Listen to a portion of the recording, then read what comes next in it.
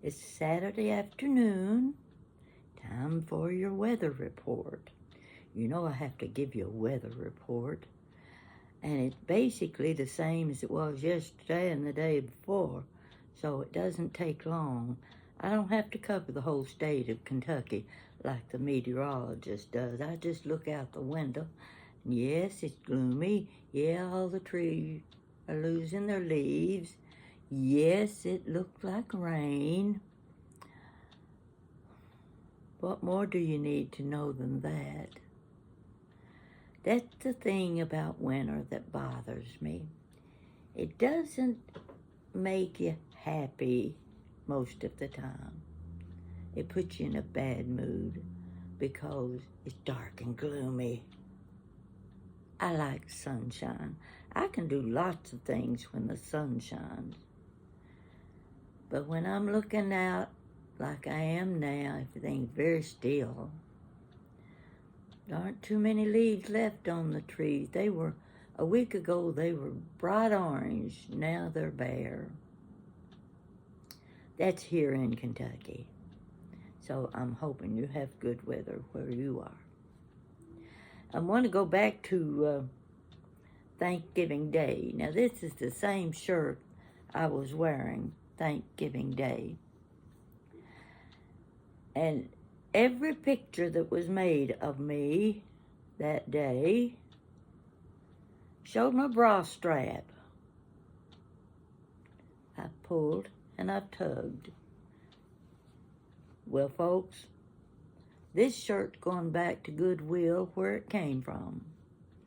I'm not putting up with trying to hide my bra strap. I'm not that young. I don't need to show my straps. It's not important. But it is a pretty shirt, I have to admit. I kind of like the looks of it. So, speaking of me and how I look, I have to call attention to something before you notice it. Take a close look now. What do you see? You see a pretty earring, right? Take a close look at that earring. Get the hair out of the way. See the colors? Well, they kind of match. They go well enough. Now, you've seen that. Let's move around and look at this earring. Can you see it?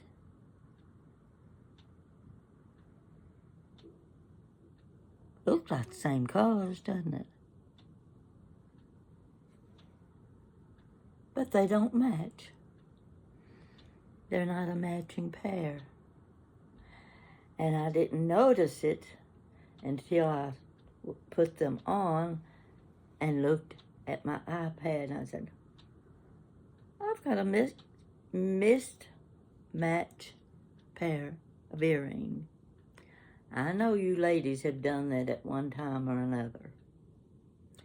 But in this case, as long as you're just looking at one side, you don't know the other side doesn't match.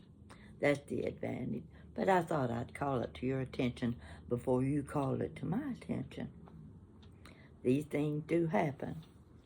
Now, what I want to talk about today is more or less a continuation of Take Me Home Country Roads, where Daddy used to take us out for drives on Saturday afternoon, and we would stop at the little country stores and get an RC Cola and Vienna sausage, which everybody call them Vienna sausage and crackers.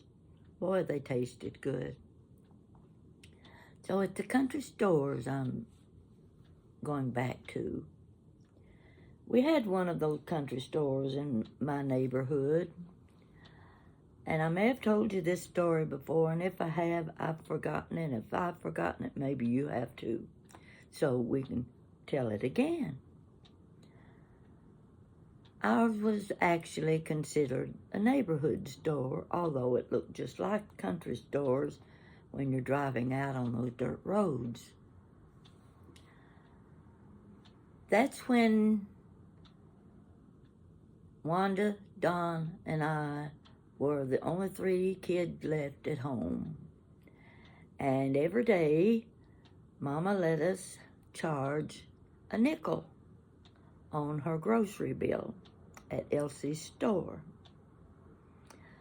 Elsie's store was actually Freeman's grocery store, but Elsie ran it, and everybody called it Elsie's store.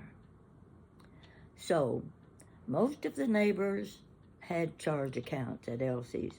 She kept those little tablets, like they use, like waitresses use, and she had this great big brass cash register. Oh, it was a beauty, great big one. And inside she'd lift those, I forget what, little racks.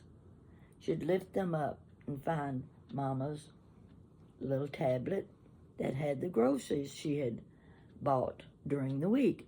And what she did, and what the other neighbors did, they charged their groceries through the week, and then they paid their bill either on payday or every Friday.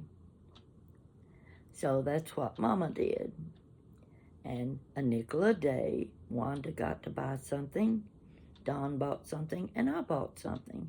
It might be an RC Cola, it might be a fudgesicle, it could be bubble gum or Baby Ruth candy bar, but 1 nickel was it. I can remember going in the store. I'd already had my limit that day, bought it that morning, but I wanted a candy bar. So I'd go in and I'd get the candy bar. I'd just reach in the case and get the candy bar and put it up on the counter. And Elsie would say, "Not without a note from your mother." That meant I couldn't have the candy bar. I'd already spent my nickel that day. And Elsie saw to it that I didn't walk out there with that candy bar. She was kind of like a second mother. She kept track of those things. So, I'm grown, married, got 2 children now. And on weekends when we would go home to visit Mama, there was Jan and Greg. They were 5 and 7 years old. Well, if you sat at my Mama's kitchen window, you could look out over a field behind the house, had a path running through that field, and beyond that was Poplar Street, and you could see the front of Elsie's store. So, Greg wanted to go to Elsie's store. He was 5 years old. So Mama told him, "You go down to Elsie's store and tell her that I said you could have a nickel's worth of something on my bill." That didn't mean anything to him, but he'd tell her that. So I sat at the window and I watched him as he went down the back steps, across the backyard. He followed the path all the way. I could see every move he made. And I saw him when he opened the front door, screen door, and he went into Elsie's. And I'd sit there and wait and watch, and he'd come back out and take the path back up to Mama's house. And the first thing he said was, "You know, I got this candy bar at Elsie's, and I didn't even have to pay for it." Elsie knew to charge it to Mama's account. He thought that was the most fascinating thing ever was, that he was able to ask for a candy bar and he didn't have to pay a nickel for it. Times have changed, haven't they?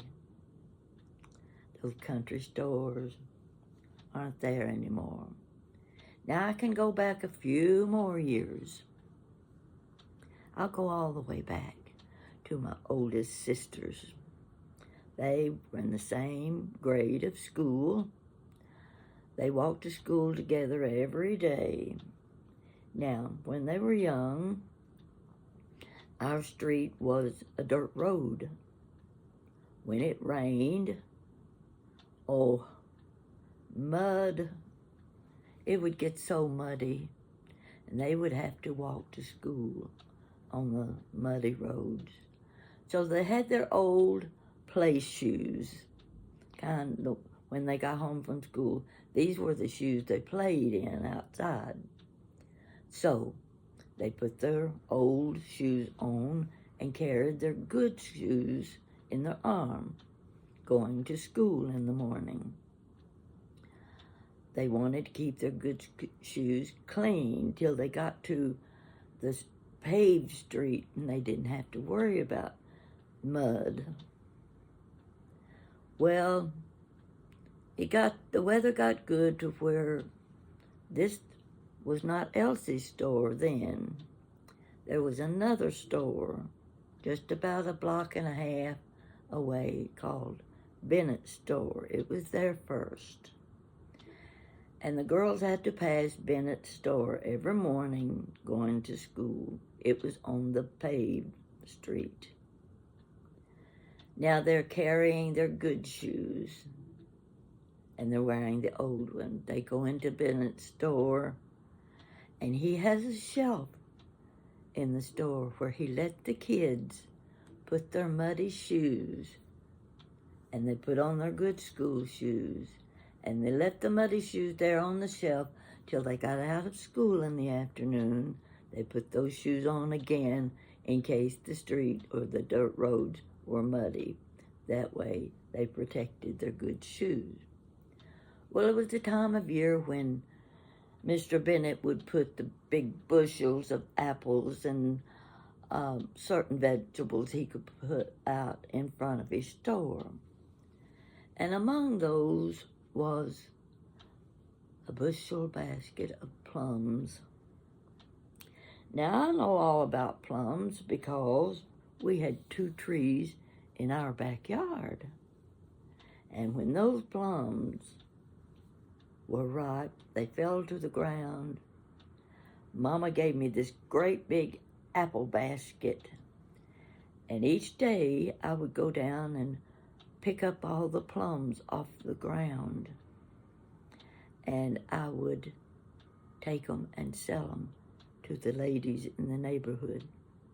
They loved to get those plums because they made plum jelly. Now, this big basket, about a gallon basket, I sold them for 25 cents a gallon.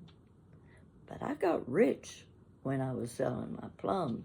I didn't have to charge at Elsie's store. So anyway,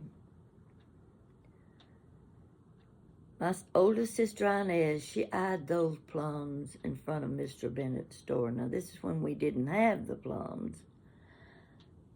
She eyed those plums and they looked so delicious. Oh my gosh. Her mouth would water. She wanted one so bad. So one day, she thought, they just cost 2 cents. I'm going to get me one of those plums. So she picks up a plum and she tells Mr. Bennett to charge it to Mama's account. Mama had an account there too. So each day, it was more tempting. There sat the bushel basket of plums. It wouldn't hurt to get another one. So she picks up another plum, tells Mr. Bennett, charge it to Mama's account. Well, Daddy would go in. I don't know if he went in once a week, twice a week, whatever. He would go in to pay the bill.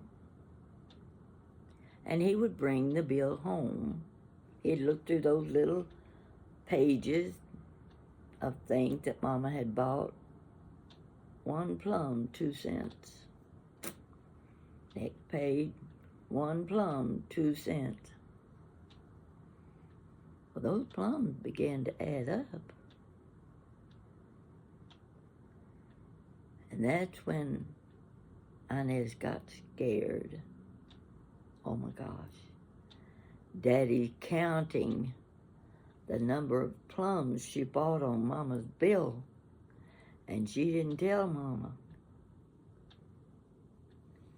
And she had to hide under the bed like we always did. But that put a stop to Inez having those beautiful red plums in the summer. I always liked that story. Her stories were good because she was 19 years older than I was. She had the really good stories because she was there when every one of us kids was born. She saw 12 kids born at our house after she was there. That's why she decided she's never going to have any kids. She'd already raised half of us. So she wasn't interested in having kids of her own. But she did. She had one. One was enough for her. And she had a good one too. So her stories were more during Depression years when times were hard. And she would tell a story and the tears would run down her face, but she always laughed. The stories were funny after the fact. But during the time, you know what it was like during the Depression. You've heard those stories over and over again. You know how hard it was for my 2 oldest sisters to have pretty dresses to wear to school because they were very pretty girls and they wanted to be pretty in their clothes. Mama had to make their clothes out of feed sacks. Now, Mama did tell me about a neighbor who had 2 or 3 girls, and they were a little older than my sisters. And as they outgrew their clothes, she would give them to my mother. And Mama would take those dresses, or if it was a winter coat, she would take it and restyle it for Inez and Ada to wear to school, because they would not be seen at school wearing somebody else's dress. So as long as Mama could redesign the dress, remake it, her friends at school wouldn't know that that dress had once belonged to a neighbor. Because these were pretty girls, and I've got pictures of them. Not many, but the pictures of them were as stylish as if they had come out of a Vogue magazine. That was my 2 oldest sisters. They're gone now. Yeah, one at a time. But I wanted you to hear the part about Elsie's store and how it was to charge a nickel on Mama's bill. But those nickels added up. You take 3 kids, 15 cents a day, and let's say 6 days a week. Well, that adds up when money is scarce and times are hard. But they were happy. They didn't know times were that hard. It wasn't preached to them how we're poor. We weren't poor. We were average, middle of the road. Had to pinch pennies, of course. But Mama knew how. She knew how. She could stretch $1. She could stretch her food. She could make it last. We're talking about the 1930s and the 1940s. And there were so many good stories. But I could never forget the thing my older sister once said when there were several at the table. Reminded me of the Edgar Guest poem that he wrote, and there were 8 at the table, because there were 8 at our table too. But what she said was, the thing I wanted most was to have a full glass of milk at the dinner table. That's what they wished for back then. Now it's to see how many toys they can accumulate from Walmart. Times have changed. But I just wanted to add this to Take Me Home, Country Roads, because they were as good times as they were bad times. And we remember them, and we treasure our memories. So, that's my story today. Thank you for watching, and it's still gloomy out there.